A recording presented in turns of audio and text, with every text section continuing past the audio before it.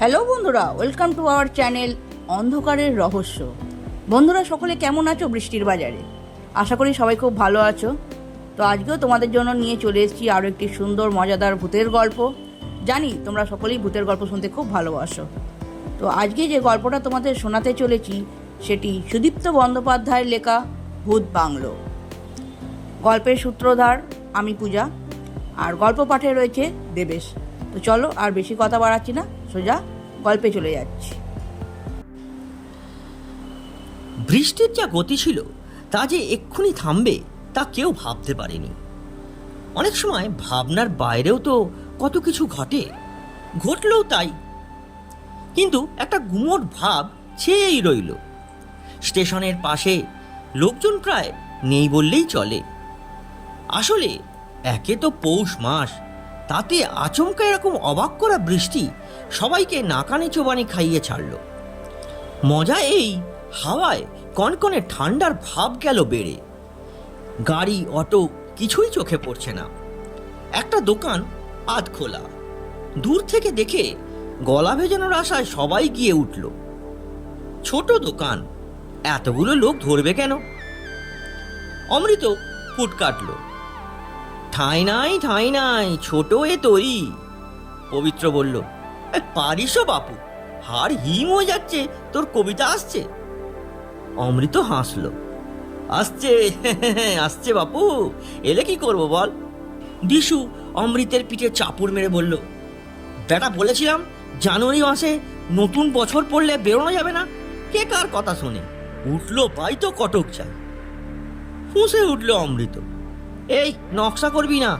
যখন প্রোগ্রাম হয় তখন তুই বলেছিলি চল জামুরিয়া থেকে ঘুরে আসি। কি বলিসনি? এখন তো খুব ফটর ফটর করছিস। তোর মুখেই তো প্রথম জামুরিয়া কথাটা শুনেছিলাম। বিশু গলায় মাফলারটা ভালো করে জড়িয়ে নিয়ে গম্ভীরভাবে বলল, বলেছিলাম না? তাহলে তো আর কিছু করার নেই, পৌঁছেই গেছি। দেখ এখন চাটা হয় কিনা। পবিত্র বলল, এ কি রে, তাজ্জব কাণ্ড, দোকান খোলা, দোকানি হাওয়া। বিশু বলল, ভুতুড়ে কাণ্ড। ভূতে তোদের বিশ্বাস আছে? জিজ্ঞাসা করলো বিশু। পবিত্র বলল, ভূত আমার সঙ্গে অনেকদিন আগেই আড়ি করে দিয়েছে। কবে থেকে জানিস? সেবার খেজুর গাছে উঠে গেছে ভূত কানাইকে ধরেছিলাম, ঠিক সেই দিন থেকে। কম্পিউটার আর হাই টেকনোলজির যুগে বাসিন্দাদের মুখে ভূতের নাম সংকীর্তন শুনলে ওরাও না হেসে পারবে না রে। একটু থাম দেখি, ওসব বাদ দে, এখন ভাব কিভাবে যাওয়া যাবে। বলে অমৃত মাথা নিচু করে দেখে খাটের তলায় বসে দোকানদার ঠান্ডায় ঠকঠক করে কাঁপছে। বুঝলো চাটা আর হবে না। গাড়িও নেই কোনো। প্ল্যাটফর্মের পেছন দিকটা অন্য সময় জমজমাট থাকে। দেহাতি মেয়েরা সারাদিন খাটাখাটুনির পর বাজারে আসে, আজ তারাও নেই। অবাক করে বৃষ্টি সব তছনছ করে দিয়েছে। গায়ে লং কোটটা চড়াতে চড়াতে বিশু বলল, শোন, হাঁটতে থাকি, এভাবে দাঁড়িয়ে থাকলে তার কোনো প্রবলেম সলভ হবে না। সবাই পথে পা দিল। অন্ধকারের গা বেয়ে উঁচু নিচু পথ সামনের দিকে চলে গেছে। সবাই হাঁটতে থাকলো। হিম বাতাসের দোনলায় চেপে চাঁদ উকি দিচ্ছে মেঘের কোলে। বড় ভালো লাগছে, কিন্তু কাঁপুনিটা যেন হাড়ে বিঁধে যেতে চাইছে। পবিত্র অমৃতর গলাটা জড়িয়ে হাঁটছে। বিশু সামনে। একটু দূরে পথ কুকুরগুলো অচেনা আগন্তুককে দেখে হিম কাঁপা অদ্ভুত স্বরে ডেকে আবার থেমে যাচ্ছে, যেন ডাকার ইচ্ছে তেমন নেই। সামনের বাঁকে এসে যেন সবার ধরে প্রাণ এলো। একটা ছোট বাসের হেডলাইট জ্বলছে, আর মাংকি ক্যাপ পরা একটি বছর দশেকের ছেলে তারও স্বরে চেঁচাচ্ছে, রানীগঞ্জ রানীগঞ্জ রানীগঞ্জ অন্ডাল জামুরিয়া, রানীগঞ্জ অন্ডাল জামুরিয়া। কানে যেতেই দৌড়ে গিয়ে সবাই উঠে বসলো বাসে। তারপর গিজগিজ করছে ভিড়, তিল ধারণের জায়গা নেই। আসলে কলিয়ারির নাইট শিফটের লোকেরা বাড়ি ফিরছে। ওরা বুঝলো এটা রুটের বাস নয়, স্টাফ কার। বাস না থাকায় দয়া পরবশ হয়ে প্যাসেঞ্জার তুলে নিয়ে যাচ্ছে। গাড়ি ছাড়লো। ঠান্ডায় স্যাঁতস্যাঁতে পথ বেয়ে গোঁ গোঁ করতে করতে ছুটে চলল বাস। জামুরিয়া এসে গেল। রাত তখন 11টা। 3 আগন্তুক ছাড়া এ বিশ্বব্রহ্মাণ্ডে কেউ জেগে আছে বলে মনে হলো না। চারপাশ শুনশান, ছেঁড়া ছেঁড়া অন্ধকারের ছায়া। চাঁদের পাতলা আলো কুয়াশা ভেদ করতে পারছে না। বিশু পূব দিকে মুখ করে দাঁড়িয়ে জিজ্ঞাসা করল, এই অমৃত, এটা কি উত্তর দিক? অমৃত মাফলার জড়ানো মুখটা চাদরের ফাঁক দিয়ে কোনো ক্রমে বার করে বলল, তুই না যা তা, এটা পশ্চিম। আর কোনো কথা নেই।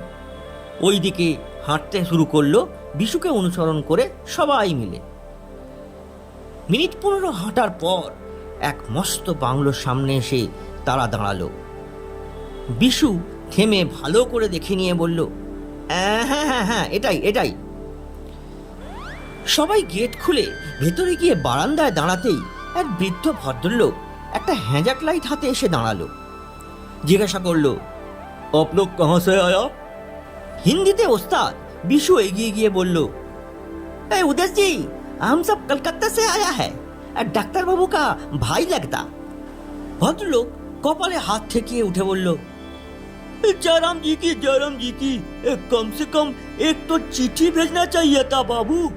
कहाँ रहेंगे, एकदम घर गंदा पड़ा हुआ है, इतना पुराना घर। অমৃত বলল, आप खुलिए, हम लोग रहेगा, ठीक रहेगा। মোটা খদ্দরের চাদরের ফাঁক দিয়ে দুটো বিস্মিত চোখের তারা যেন জলজল করে তাদের দেখতে লাগলো। ভাবলো, বলে কি এর মধ্যেই থাকবে? ওদের চাবি খুলে দিতেই ক্যাঁচ ক্যাঁচ শব্দ করে দুটো বড় সাবেকি পাল্লা খুলে গেল। একটা ভ্যাপসা গন্ধ চরকি পাক খেতে লাগলো। বিশু জিজ্ঞাসা করলো, খানে কা কোই বন্দোবস্ত হয় ক্যা? উদেশজি কপালে হাত ঠেকিয়ে হ্যাজারটা মেঝেতে রেখে অন্ধকারে মিলিয়ে গেল। ঘরের চারপাশ বড্ড নোংরা। অমৃত একদম কোণার ঘরটা ঠেলতে ঈষৎ ফাঁক হলো। তাতে চোখ রেখে তো অবাক। এত অপরিষ্কারের মধ্যেও এই ঘরটি পরিপাটি করে সাজানো। সাদা ধপধপে চাদর, তাকিয়া, বালিশ আর এক জোড়া ঘুঙুর। এসব দেখে তো সে অবাক।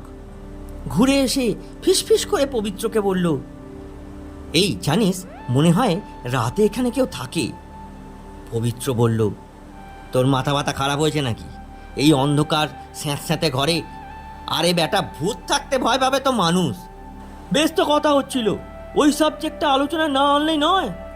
বলে বিশু হ্যাজাক লাইটটা নিয়ে দাঁড়াতে যাবে, অমৃত এসে হাত চেপে ধরল। দেখবি চল, কোনার ঘরে বিছানা বালিশ সব পাতা, আমি মিথ্যে বলছি, চল। বলে বিশুর হাত ধরে টানতে লাগলো। সবাই তাকে অনুসরণ করলো।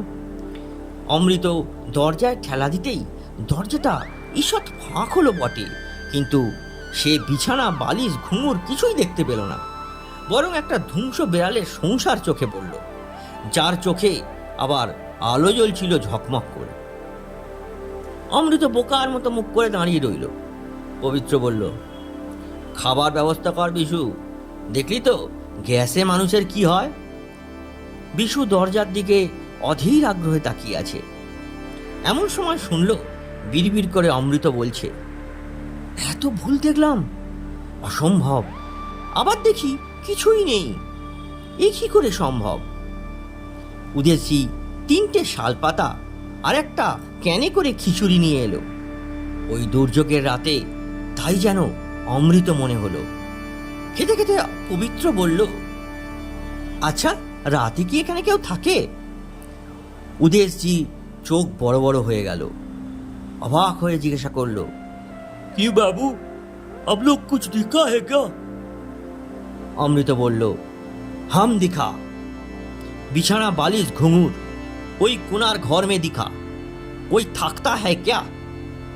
उदेशजी बोलो, क्या बोलेगा बाबू, ये जो खूटी है ये बैरन साहब का था। साहब मैनेजर था, उनका जो बीबी था मतलब मेम साहब बहुत सुंदर था। থামিয়ে দিয়ে বিশু বলল, अब वही रुकिए, नहीं तो रात में नींद बंद हो जाएगा। खामा का क्यों डर का बात करता है? সবার খাওয়া হলো। उदेशजी खावार समय बोले गल, सावधान रहिएगा बाबू, आप लोग सब कलकत्ता का आदमी आछे, आप क्या जाने बंगलों में क्या नहीं है और क्या है, कोई रहता है थोड़ी, दिखा नहीं, आसपास पूरा सुनसान पड़ा हुआ है। पवित्र बोलो, ठीक है, सुबह में फिर मिलेंगे। শুনে হাসতে থাকে উদেশজি। তার চোখ মুখ কেমন যেন ফ্যাকাশে লাগছিল। সে ধীর পায়ে যেতে যেতে ঘাড় ঘুরিয়ে বলল, বাবু সাহেব সাবধান রহে না। পাশের ঘরে খাটিয়ায় তিনজনে শুয়ে পড়ল গায়ে গায়ে। শীতকাল, নিস্তব্ধতা এত গাঢ় যে নাক ডাকার শব্দ তীব্র মনে হতে লাগলো। বিশু নাক ডাকছে, পবিত্র ঘুমে অচেতন।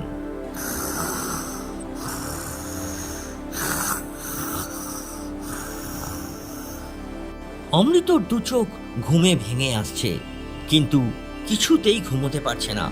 হঠাৎ কানে গেল ছমছম শব্দ, কেউ যেন নুপুর পায়ে নাচের ভঙ্গিতে হেঁটে বেড়াচ্ছে। অমৃতর কান খাড়া, কারো ফিসফাস কথা বলার শব্দ কানে এলো। এই হাড় হিম ঠান্ডাতেও ঘাড়ের পেছন ও কপালের দুপাশে বিজবিজে ঘামে ভরে উঠেছে। হ্যাঁ, সে পরিষ্কার নুপুরের শব্দ শুনতে পাচ্ছে। হাত পা যেন অসাড়। পাশে পবিত্র বা বিশুকে যে সে হাত বাড়িয়ে ডাকবে সে ক্ষমতাও সে হারিয়ে ফেলেছে। খুব সাহস সঞ্চয় করে সে উঠে বসে, আবার সে তাকায় ওই কোণার ঘরের দিকেই। হঠাৎই দেখল দরজাটা ঈষৎ ফাঁক, ভেতরে গান বাজনা চলেছে, কেউ কোথাও নেই, অথচ এক মেম সাহেব নেচে চলেছে। সে তড়াক করে উঠে বসলো বিছানা থেকে, পবিত্রকে মারল এক ঠেলা। পবিত্র ধর্মর করে উঠে বসলো। শুনতে পাচ্ছিস? এ কি শুনবো? নুপুরের শব্দ শুনতে পাচ্ছিস না? ও কই না তো। সে কি, আমি তো শুনতে পাচ্ছি আর তুই পাচ্ছিস না? সত্যই সব চুপচাপ। কোথায় নুপুর? তুই কি পাগল হলি? তোকে নুপুর বাজিয়ে শোনাতে এই ঠান্ডায় অন্ধকারে কে আসবে রে? ঘুমোতো, তোকে নিয়ে হয়েছে জ্বালা। এমটি স্টমাকেও গ্যাস, আবার ফুল স্টমাকেও গ্যাস। আবার পবিত্র শুয়ে নাক ডাকতে লাগলো। এবার অমৃত দেখলো আওয়াজটা তার মাথার কাছাকাছি এসে যেন এক ছুটে উধাও হয়ে গেল। অমৃত চোখ খুলতে পারল না ভয়েতে। যখন খুলল তখন শব্দটা বারান্দার কোণে। তার মানে যে নুপুর পায়ে ঘুরছে সে এখন ওই কোণে। অমৃত উঠে দাঁড়ায়। তার পা অবশ হয়ে গেছে, গলা শুকিয়ে কাঠ হয়ে গেছে। পরিষ্কার দেখল এক মেম সাহেব লম্বা গাউন পরে ওই দরজাটা খুলে ভেতরে ঢুকে গেল। খানিক বাদে এক টাই বাঁধা সাহেব তার মাথার টুপিটা খুলতে খুলতে ঢুকছে। দেখেই অজ্ঞান হয়ে পড়ল একদম বিশুর ঘাড়ে। বিশু লাফিয়ে উঠে অবাক। তার পাশে ঠকঠক করে কাঁপছে অমৃত। নাকে হাত দিয়ে দেখল শ্বাস চলছে। দৌড়ে বারান্দায় গিয়ে উদেশজিকে ডাকতেই সে বেরিয়ে এলো, হাতে গঙ্গা জল ও তুলসী পাতা। এসেই অমৃত চোখে মুখে ছিটিয়ে দিতেই সে উঠে বসল। উদেশজি চেঁচিয়ে উঠল, जय राम जी की जय, ये बाबू बच गया, उनका लाक बहुत अच्छा है, नहीं तो इसका पहले सब मर गया था, डर के मारे मर गया था। বিশু ঘড়ির দিকে তাকিয়ে দেখলো রাত 3টে। বলল, উদেশজি क्या बात है, कुछ तो होगा जरूर। তিনজনে হাঁ করে তাকিয়ে রইল। উদেশজি তাদের যা বলেছিল তার বাংলা তর্জমা করলে এই রকম দাঁড়ায়। এটা ছিল কলিয়ারির ম্যানেজার ব্যারেন সাহেবের বাংলো। মেম সাহেবের খুব শখ ছিল নাচ শেখার। সাহেবের সেটা ছিল না পছন্দ। সাহেব মানা করত। যেই সাহেব অফিস চলে যেত অমনি মেম সাহেব শুরু করত নাচের তালিম। দুর্দান্ত নাচত মেম সাহেব। আশেপাশের সমস্ত লোক অবাক হয়ে তাকিয়ে দেখত মেম সাহেবের হিন্দুস্তানি নাচ। মেম সাহেবের চোখ আনন্দে ঝলমল করত। সে যে কি খুশি তার চোখে মুখে কি আর বলবো। ব্যারেন সাহেব একদিন দুপুরে হঠাৎ চলে আসায় দেখে মেম সাহেব তার আদেশ উপেক্ষা করে নাচছে। তাকে নাচতে দেখে সাহেব চিৎকার করে বলল, এত স্পর্ধা তোমার? ভারতবর্ষের কোটি কোটি মানুষ আমাদের কথায় চলে, আর তুমি কিনা আমাকে উপেক্ষা করছো? মেম সাহেব নাচ থামিয়ে তার সাদা ঝলমলে গাউনটি ছড়িয়ে সাহেবের পায়ের কাছে বসে ক্ষমা ভিক্ষা করল। সাহেবের চোখ আগুনের মতো জ্বলে উঠল। সে কোমর থেকে পিস্তল বার করে এক মুহূর্ত সুযোগ না দিয়ে গুলি করে দিল। মেম সাহেব লুটিয়ে পড়ল মাটিতে। এরপর রাগ শান্ত হতে সাহেবের অনুশোচনা হলো। তার কান্না পেয়ে গেল। সজল চোখে মেম সাহেবের পায়ে নুপুর খুলে ওই দেওয়ালে টাঙিয়ে দিল। আর মেম সাহেবকে এই বাংলোর কোণার ঘরেতে মেঝেতে পুঁতে দিল। অমৃত লাফিয়ে উঠে প্রশ্ন করে, কোন ঘর? ওই কোণার ঘরে? উদেশী মাথা নাড়ে। তারপর উদাস চোখে তাকিয়ে প্রশ্ন করে, अब गए थे उधर क्या? उसके बाद ये बैरन साहब का बांग्लो भूत बांग्लो बन गया। कोई नहीं आता है, कोई नहीं ठहरता है।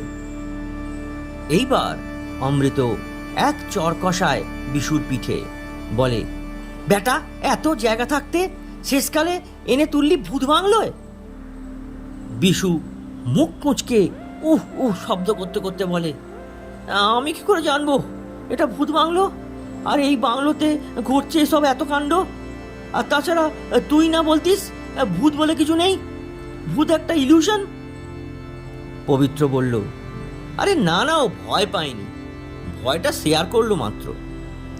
অমৃত লাজুক মুখে তাকিয়ে থেকে বলল, আমার মনে হয় এটা নিয়ে ভেবেছি বলেই হয়তো এমন হয়েছে, কারণ আমার সঙ্গে ভূতেদের কোনো রিলেশনই নেই।